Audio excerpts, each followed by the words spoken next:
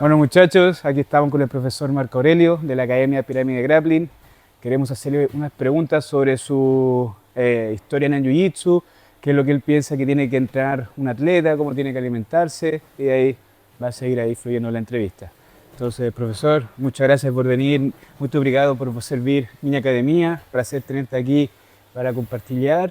E as pessoas querem saber quando você começou no Jiu-Jitsu. Eu comecei no jiu-jitsu quando eu tinha 7 anos de idade.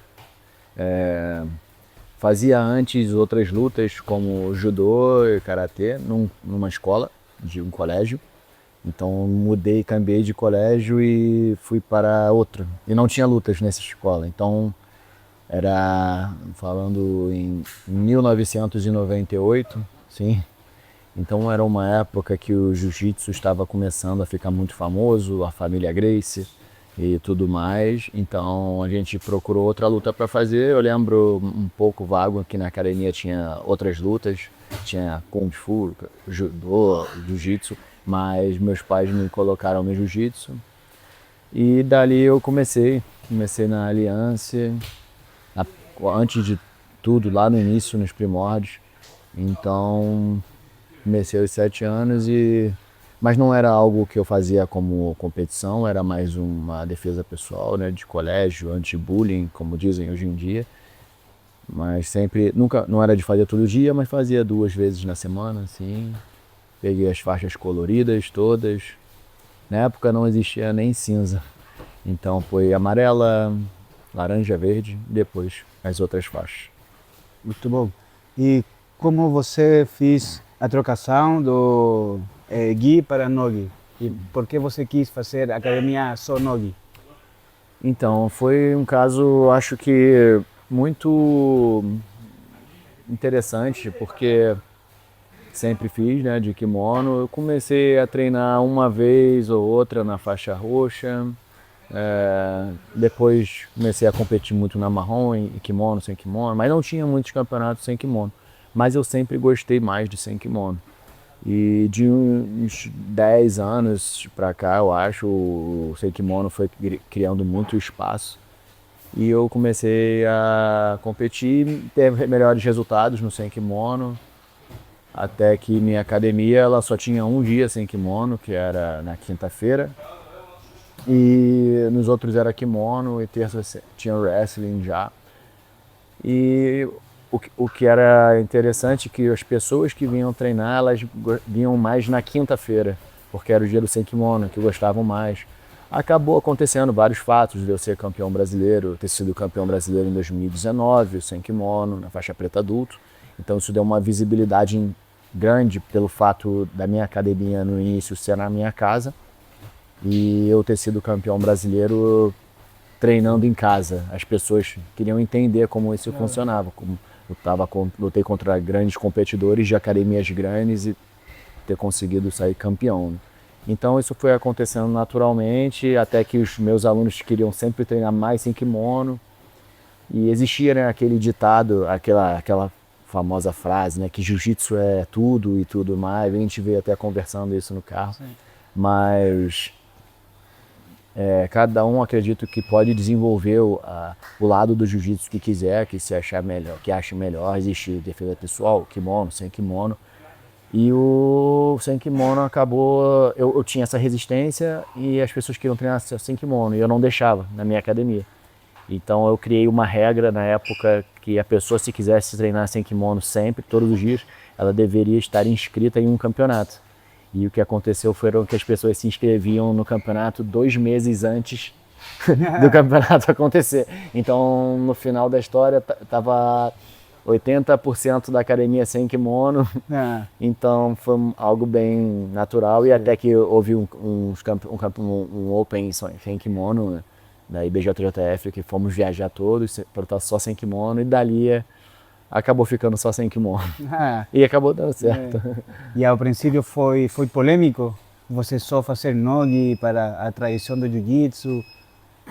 Outros professores ou mestres falaram para você? Tive alguma coisa assim? Sim, sempre tem. Eu acho que até hoje, né? Até hoje. Ah, mas você deveria colocar um dia de kimono e alguma coisa. Eu acho que é um pouco polêmico, mas eu acredito que quem fala isso, muitas das vezes, que jiu-jitsu é tudo, acaba, muitas das vezes são pessoas antigas que gostam mais de treinar, de ensinar de kimono. Porque como é uma arte mais antiga, existem mais pessoas especializadas nisso, no Brasil principalmente.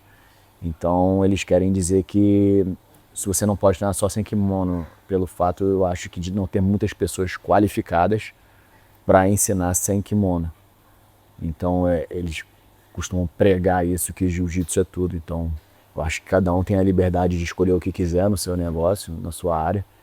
E eu acho que é totalmente normal nos Estados Unidos, na Europa, existem academias só sem kimono, assim como existem lutadores só de MMA, lutadores só de wrestling, pessoas que só ensinam defesa pessoal, defesa policial, defesa para exército. Então eu acho que as pessoas não querem se aprimorar nessa modalidade, que é a modalidade mais nova no jiu-jitsu, que é o sem kimono, e acabam dizendo que é tudo. Eu acredito que quem treina 1 hora, 2 horas por semana sem kimono vai evoluir muito menos que uma pessoa que treina 15, 10 horas por semana. Se você faz uma contagem de horas durante um ano, é uma diferença discrepante. Então acredito que se você quer ser especialista em kimono, você tem que treinar só sem kimono. Assim como você quer ser especialista de kimono e não treina sem kimono, você só vai treinar de kimono. Então eu acho que jiu-jitsu pode ser muita coisa e você não precisa fazer tudo na sua academia, você pode se especializar em algo. Mas outra pergunta, quando você vai competir, qual é a sua rotina? Faz 2 treinos do dia, faz um treino do nogi, depois musculação?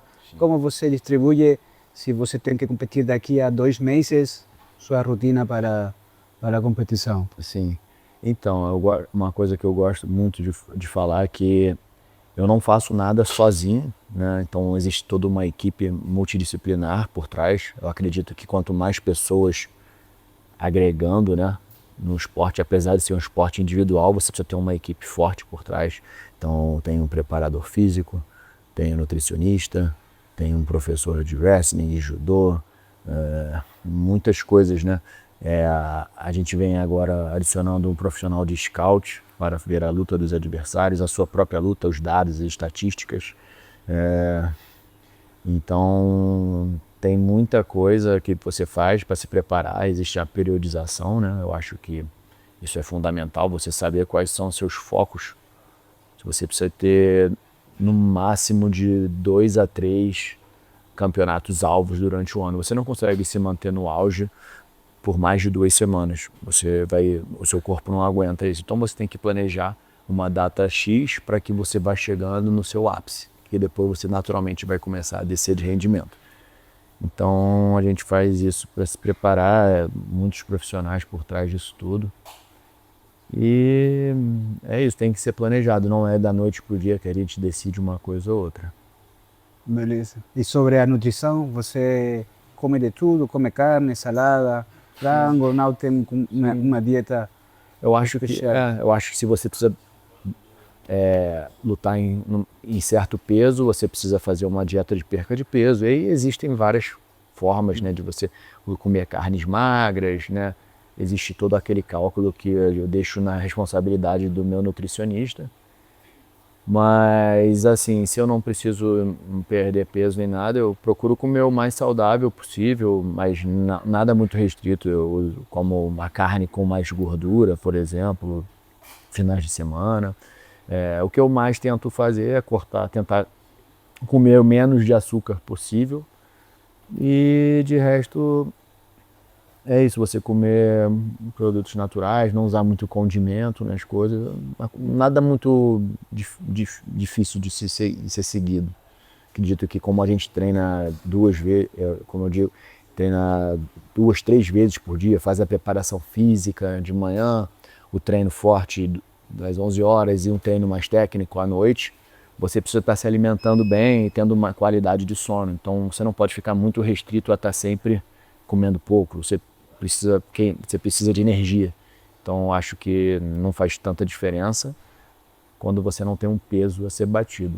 E uma coisa que a gente falou muito, que o lutador de jiu-jitsu é muito amador, ele não faz muita coisa certa. Eu acho que ao princípio, a primeira ola de cambio foi, para o Nogi foram os leg locks, depois foi o wrestling.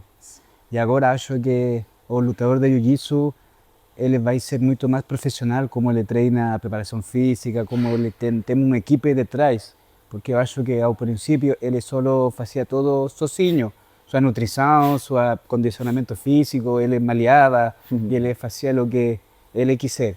Sim, Eu acho que essa vai ser a nova geração, muito profissional com tudo. Com certeza. Existem no Brasil, as crianças estão se preparando como profissionais já, né? Como são os esportes de alto rendimento, as categorias de base, né? Então todos já têm a consciência de estar treinando diariamente, os competidores, de até estar se alimentando, de usar, os pais ajudam muito nas redes sociais hoje em dia, gerenciam muito a carreira, né, da criança desde pequena. Então é uma geração que vai vir muito mais profissional, naturalmente, né, como o esporte vem evoluindo, e sem cometer os erros que as gerações passadas cometeram. Acho que isso é algo bem natural que acontece, né, em tudo na vida, né? A gente sempre vai se aprimorando e essa geração aí vai vir muito atleta bom já, acho que totalmente profissional, porque o jiu-jitsu vem sendo cada vez mais profissional, vai envolvendo mais audiência, mais dinheiro, então exige que o atleta seja realmente de alto rendimento, né? Professor, muito obrigado. E a gente, as pessoas da academia, eu também quisera você ter mais uma vez, acho que segundo semestre, se você pode vir para um campo mais longo. Sim, vamos. Sim. Claro, vai ser uma honra. Professor, muito obrigado. Valeu. Muchachos.